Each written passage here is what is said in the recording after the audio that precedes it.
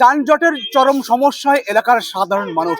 এই যে রাস্তা, এই রাস্তাটা হলো উত্তর চব্বিশ পরগনা জেলার বসিরহাট মহকুমার ভেবিয়া শ্মশান থেকে খোলা পতাকাগামী রাস্তা।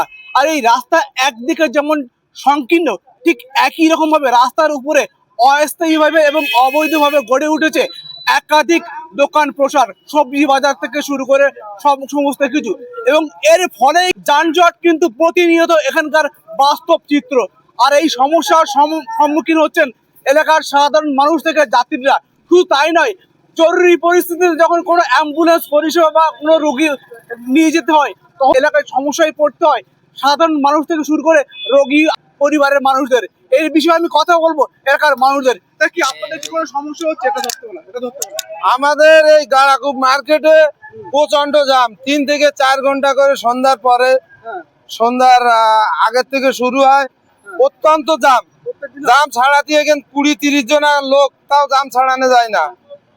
প্রত্যেক দিন এখানে জাম, 2 টাইম 3 টাইম করে প্রত্যেক দিন এখানে জাম। প্রশাসনকে কি জানিয়েছেন? প্রশাসনকে জানিয়েও কোনো কাজ হচ্ছে না। কি চাইছেন?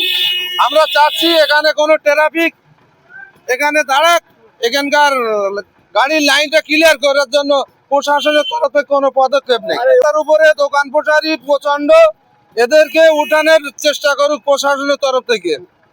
একই রকম ভাবে যে কথা জানালেন, যে রাস্তার উপরে যে অবৈধভাবে এবং অস্থায়ীভাবে একাধিক দোকান গড়ে উঠেছে, এর ফলে কিন্তু এই যানজটের প্রধান সমস্যা বলে জানাচ্ছেন এলাকার সাধারণ মানুষ।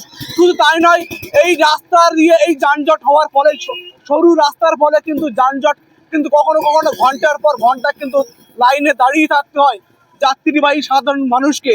এবং একই রকম ভাবে ভুগতে হয় কিন্তু যারা রোগী নিয়ে যায় সেই রোগী আত্মীয় পরিজনদের। আমি কথা বলে নেবো আরো একজনের সঙ্গে। তাহলে আপনাদের সমস্যা হয়? হ্যাঁ, সমস্যা হয়। কি সমস্যা হয়? এখানে যাওয়া আসার সমস্যা হয়ে যায়, জাম হয়ে যায়, তখন পাবলিক জনগণ যেতে পারে না, সব রাগারাগি করে।